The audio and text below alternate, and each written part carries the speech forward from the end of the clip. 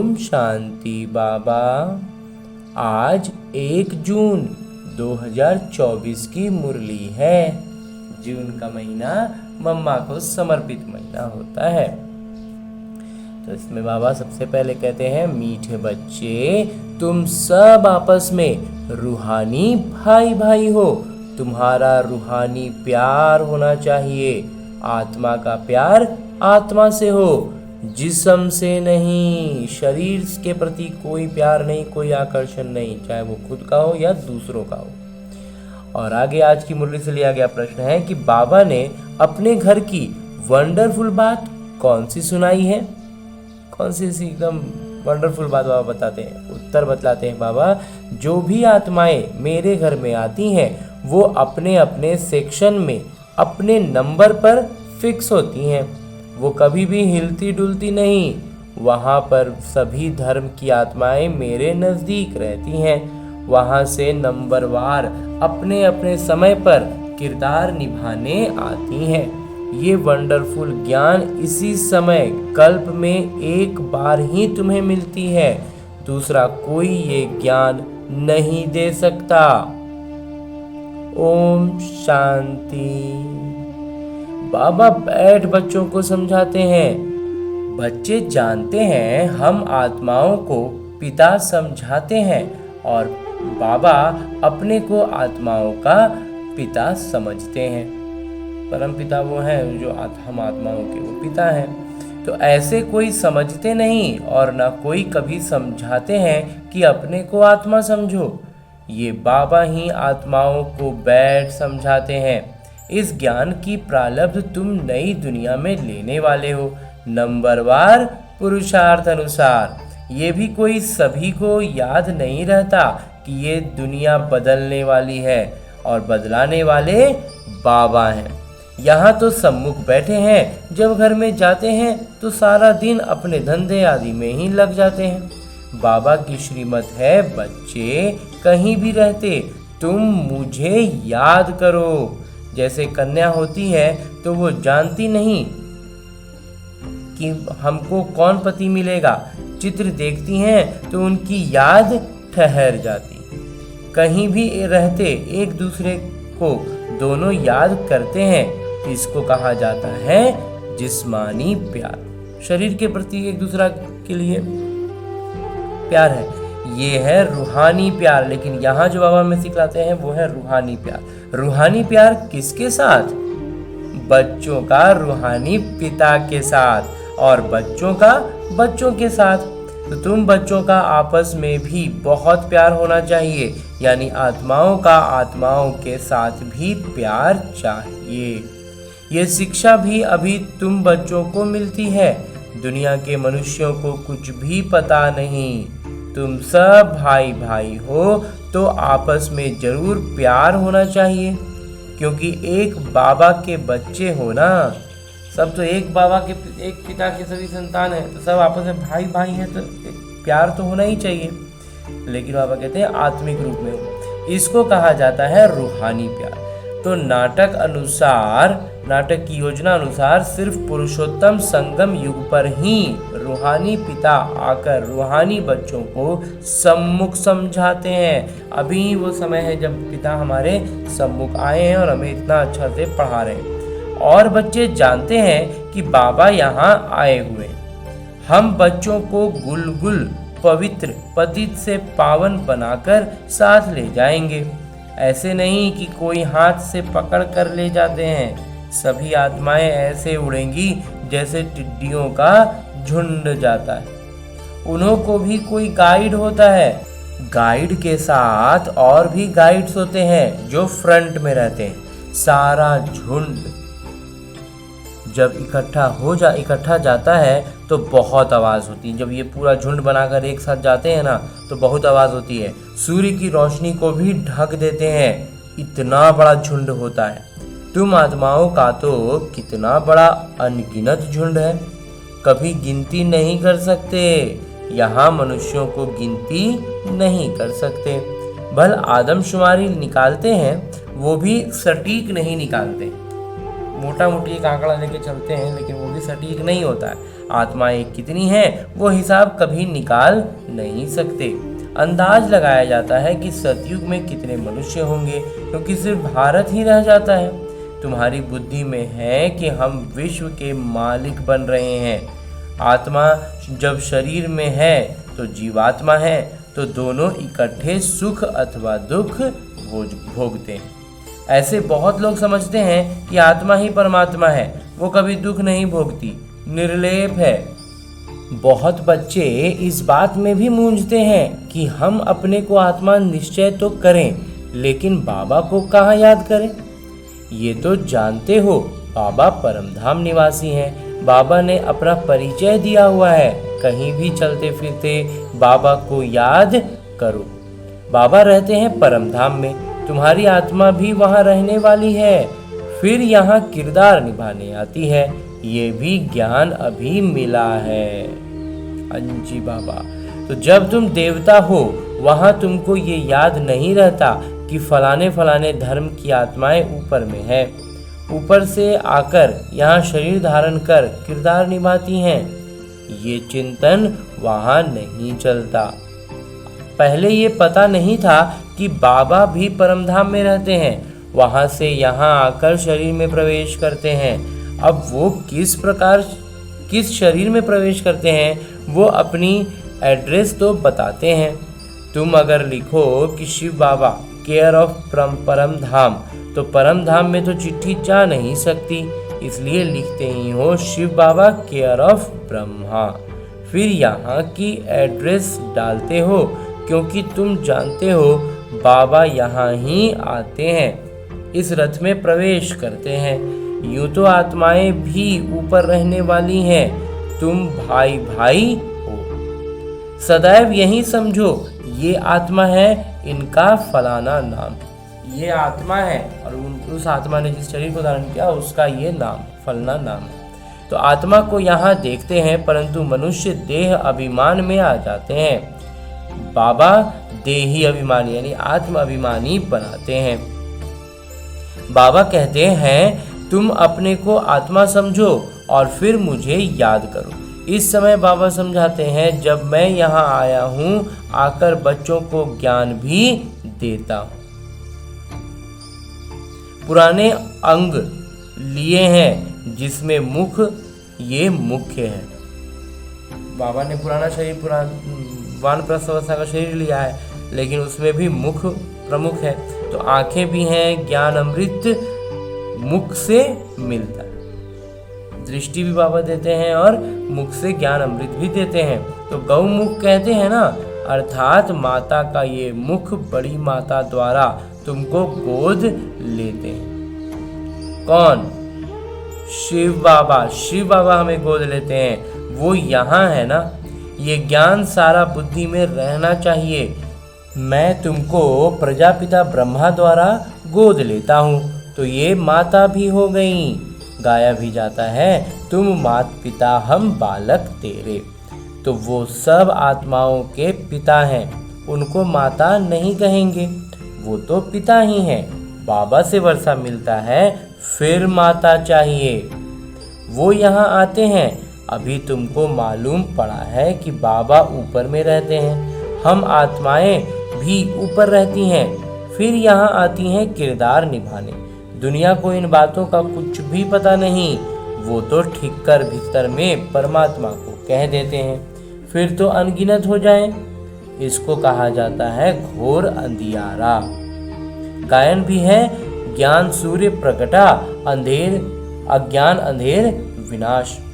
इस समय तुमको ज्ञान है, ये है रावण राज्य, जिस कारण अंधियारा है। ये ज्ञान हमें हो गया कि अभी रावण राज्य है जिसके कारण अंधियारा है। वहाँ तो रावण राज्य होता ही नहीं, इसलिए कोई विकार नहीं, देह अभिमान भी नहीं। वहाँ आत्म अभिमानी रहते हैं। वहाँ स्वर्ग में सबको आत्मा का ज्ञान रहता है। तो आत्मा को ज्ञान है। अब छोटा बच्चा हूँ, अभी हम जवान बने हैं, अभी हम वृद्ध हुए हैं, इसलिए अब ये शरीर छोड़ दूसरा लेना है, इतना ज्ञान रहता है। वहाँ ऐसे नहीं कहते फलाना मर गया, वो तो है ही अमर लोग, खुशी से एक शरीर छोड़ दूसरा लेते हैं। अभी आयु पूरी हुई है, ये छोड़ नया लेना है, इसलिए सन्यासी लोग सर्प का मिसाल देते हैं। मिसाल वास्तव में बाबा का दिया हुआ है, वो फिर सन्यासी लोग उठाते हैं। तब बाबा कहते हैं ये जो ज्ञान मैं तुमको देता हूँ ये प्रायः लोप हो जाता है। बाबा के अक्षर भी हैं तो चित्र भी हैं, परंतु जैसे आटे में नमक, बहुत थोड़ा। तो बाबा बैठ अर्थ समझाते हैं, जैसे सर्प पुरानी खाल छोड़ देता है और नई खाल आ जाती है।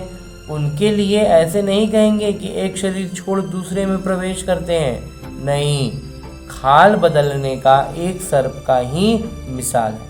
वो खाल उनकी देखने में भी आती है, जैसे कपड़ा उतारा जाता है वैसे सर्प भी खाल छोड़ देता है, उसको फिर दूसरी मिल जाती है।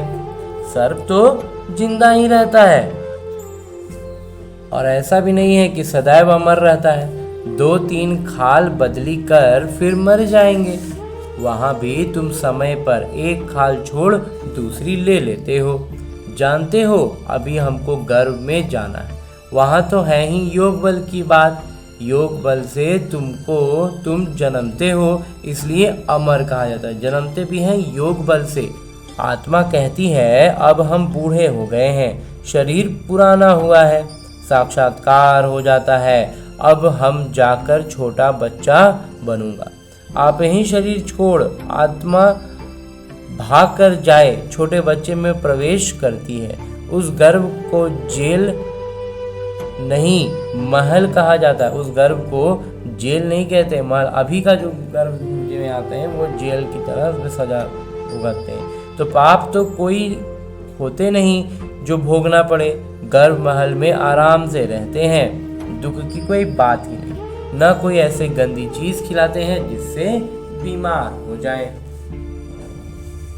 अब बाबा कहते हैं बच्चे तुमको निर्वाण धाम में जाना है, ये दुनिया बदलनी है, बदलनी पुरानी से फिर नई होगी, हर एक चीज बदलती है। झाड़ से बीज निकलते हैं, वृक्ष है उसमें फिर बीज आएगा, फिर बीज लगाओ तो कितना फल मिलता है। एक बीज से कितने दाने निकलते हैं। सतयुग में एक ही बच्चा पैदा होता है योग बल से, यहाँ विकार से 4-5 बच्चे पैदा करते हैं। सतयुग और कलयुग में बहुत फर्क है जो बाबा बतलाते हैं। नई दुनिया फिर पुरानी कैसे होती है, उसमें आत्मा कैसे 84 जन्म लेती है, ये भी समझाया है। हर एक अपना अपना किरदार बजाकर फिर जब जाएंगी तो अपनी अपनी जगह पर जाकर खड़ी रहेंगी।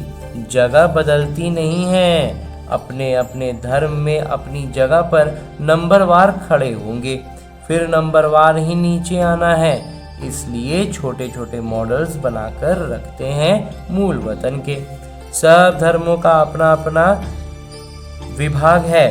देवी देवता है पहला धर्म, फिर नंबरवार आते हैं, नंबरवार ही आकर रहेंगे।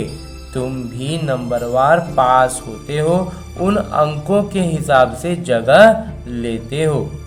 ये बाबा की पढ़ाई कल्प में एक ही बार होती है।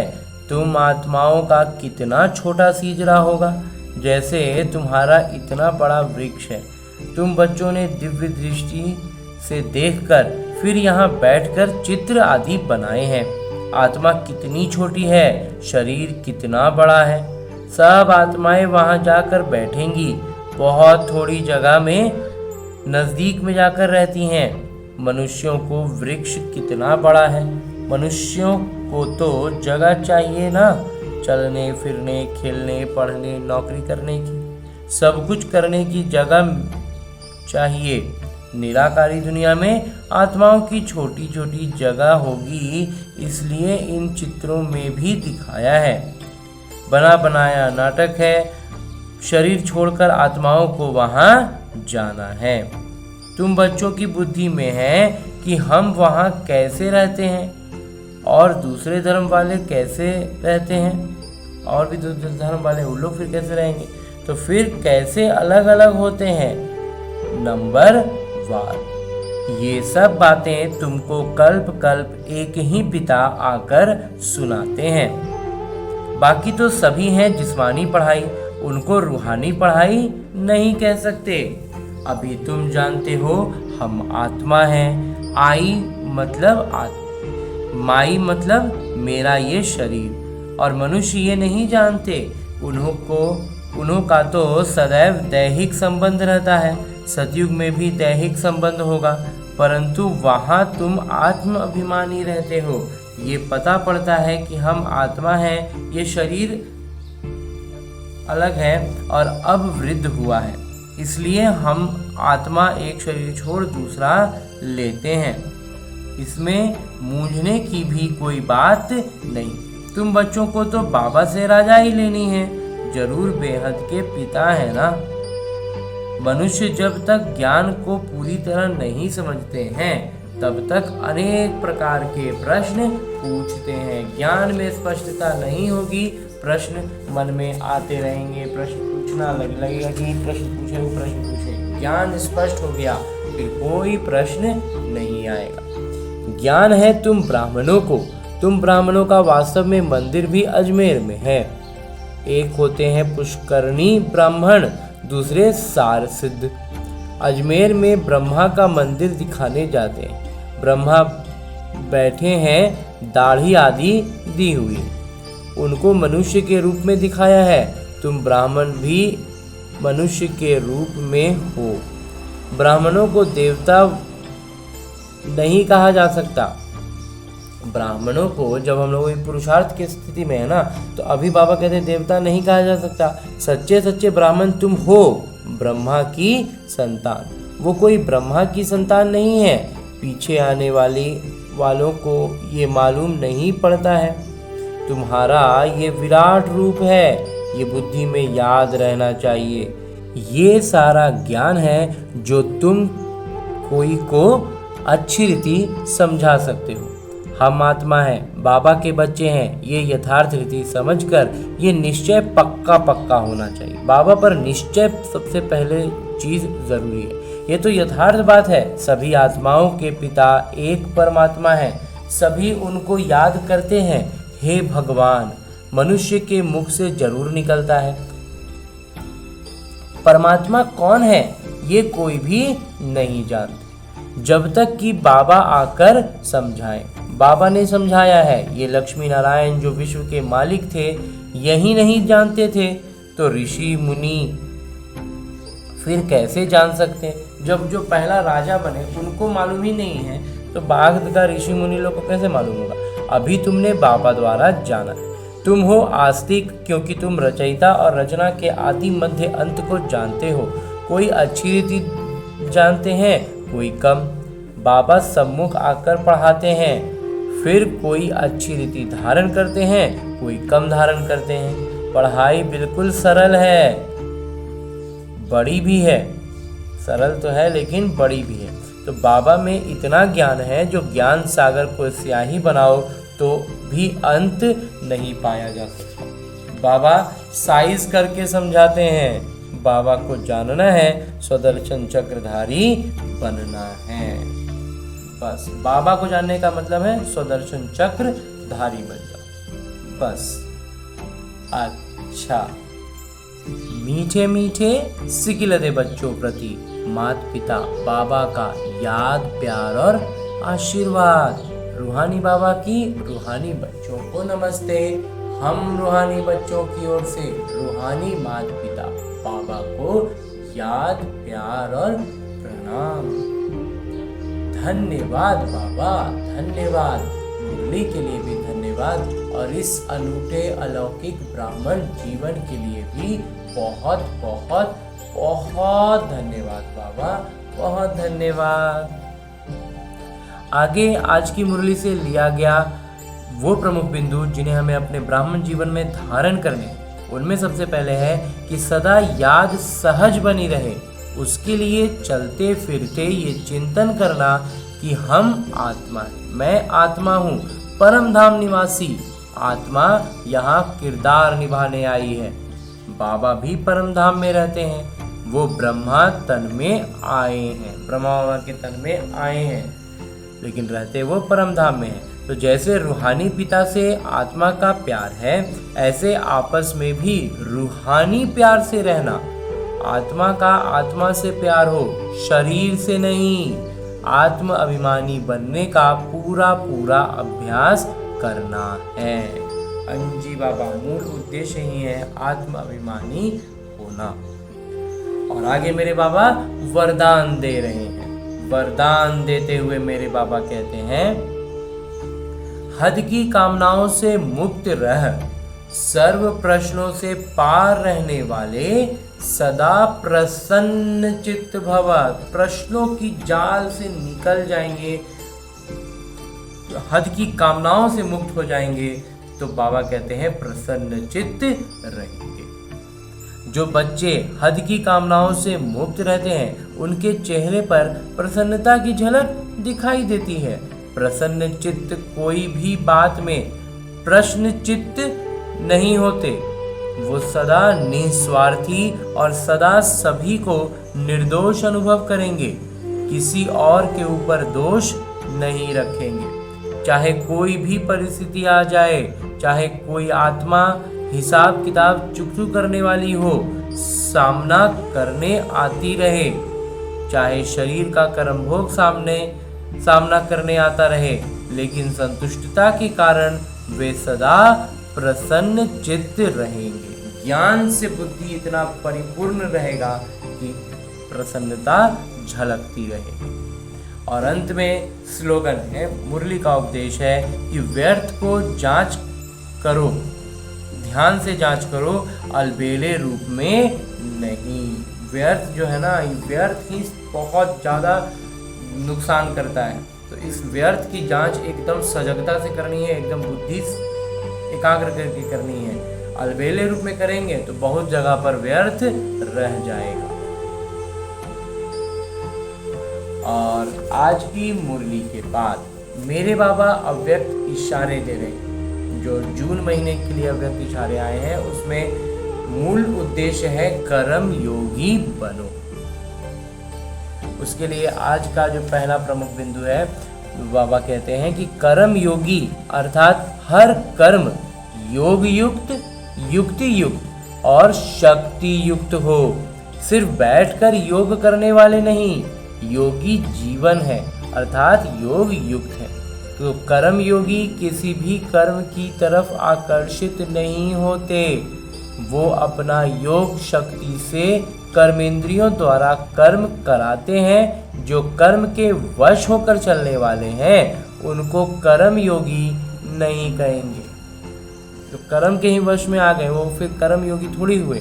जो योग शक्तियों से योग शक्ति इतना रहे कि कर्मेंद्रियों से कर्म कराए, ये सजगता बुद्धि में रहे। अच्छा, ओम शांति।